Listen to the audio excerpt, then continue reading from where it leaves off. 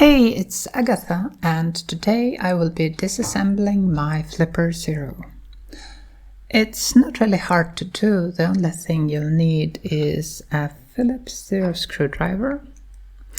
It should be pretty slim so that it would fit, and a plastic pick is good, and a pair of tweezers for disconnecting the battery.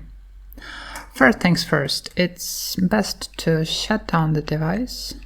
So we'll go into Settings, Power, Power Off.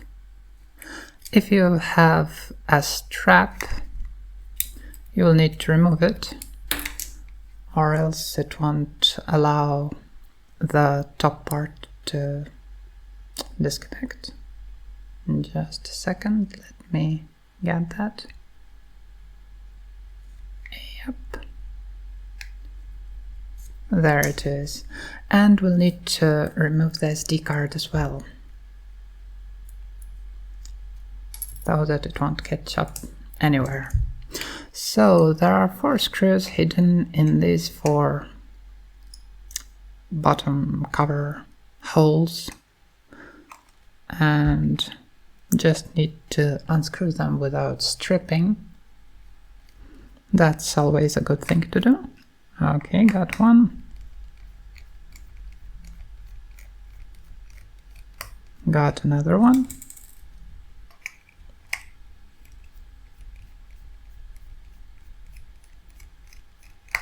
That's one more. You can hear them sort of click when they are free. And the last one. There was the click, and it's out. The screws are all the same, so we can just put them someplace where we won't lose them. Now, the top and bottom half of the case are held down by 2 plastic clips around here and here. So we'll just take our plastic pry tool, slide it in here, and continue sliding it down until we hear another click. One more on this side. There was the click, and we got the bottom part. So this part has the antenna, and it's covered by a ferromagnetic film. We can't really take it out since it's glued to the bottom cover, so we'll just leave it here. There are 2 more screws we need to remove. One is up here. It's sunk there on top of the pogo pins near the I button board. So we'll just unscrew it. There was the click, it's free now. And another one is hidden inside this plastic pipe. So you put your screwdriver here. I'm not sure if you can see it, probably not. But you just put it here and unscrew it just like the other ones.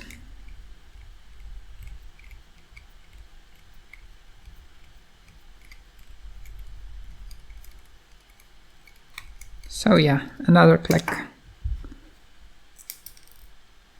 It's okay if we only got one here, but the top cover is now free. The window used for infrared signals and the plastic screen cover are glued in, so there's nothing more we can do here. And these 2 boards are held by 2 plastic clips as well, but first let's disconnect the power.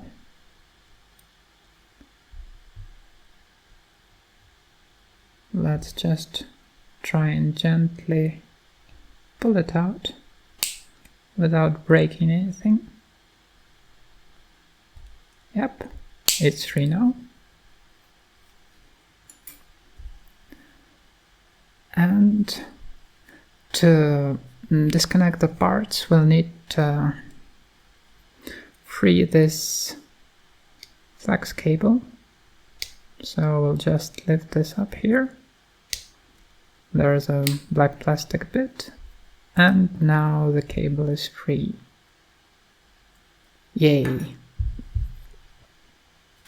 So it doesn't feel like it's gonna disconnect. It feels like it's being held in place, but that's just the plastic clips. And with a bit of a pull,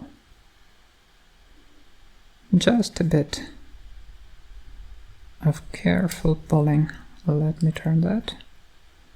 So yeah, I should have been a bit more gentle, but that does it. The two plastic clips I was talking about one is here and another one is here. They are latching to these parts here and here. So we could just disconnect this cable. Once again, lift it up here and just gently remove it.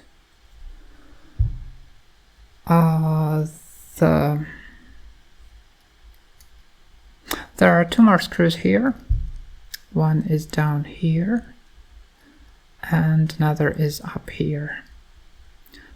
To remove this plastic button assembly, we'll need to unscrew it. Okay, this one is a small one. And this one is another small screw. I'll put them to the right so that I won't confuse them with the longer ones. And the thing is held by a plastic clip as well. So just a bit of pressure here. And now it should come off. Once more, it is held by this plastic clip here, so just gently pull it out without trying to break anything. So this is the main board. Flipper Zero's main PCB. There is nothing else we can do about it since the screen is glued in to the backlight and the backlight is soldered here and here. Let's look at the other part. The other part, there are a couple of things we can remove here. First is this orange plastic thing where I was pushing my phone strap through. Another short screw, and it just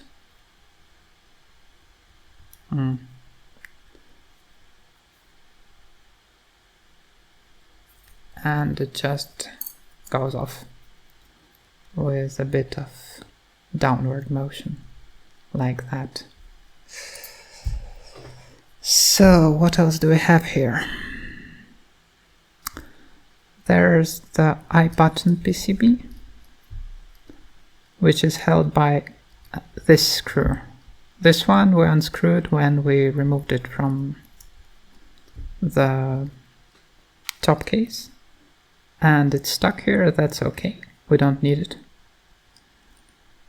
We just need to remove this one here below the pogo pins. And it's a short one as well, and that's the only thing holding this board. Well, except for the flex cable, which can be disconnected by bringing this up and just pulling it out. So this has the speaker, this has the pogo pins, and here are the infrared diodes. So I'm not really sure how it's being held here, so I'm not gonna touch it. I risk not assembling it again if I do. So this is an NFC board, and it's being held to the plastic by these 5 clips. Every time you try to work through a clip, it has a chance of breaking. So it's best not to do it, but for the sake of this demonstration, let's start with these 2 on top, because it fits really nice here. We've got this part, which is at the same level as the board, so it's holding it as well, so that it won't just slide to this side. So just push it down and get it out. Pushing it down and hope nothing breaks. Yeah, just by this downward motion. Now we can lift it up here, and there we go. The NFC board is now free.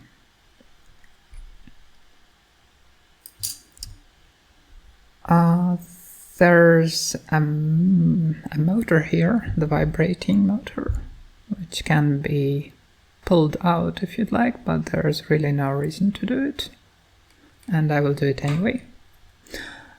And the battery, here you can see some sticky parts. The battery is glued in, so I'm too lazy to disconnect it. The glue is pretty strong, so there's no reason to do it. So yeah, that's it. That's pretty much everything there is.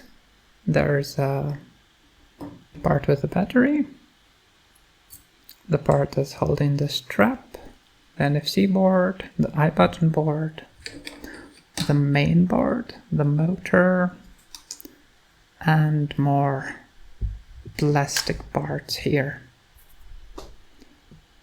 So you could probably use this as a guide when disassembling your flipper, but you really shouldn't do it because there's no reason to unless it's completely broken or slightly broken and you want to try and find out what isn't working right. But yeah, getting it back together is just worth the steps. That's it, I guess. Good luck, have fun.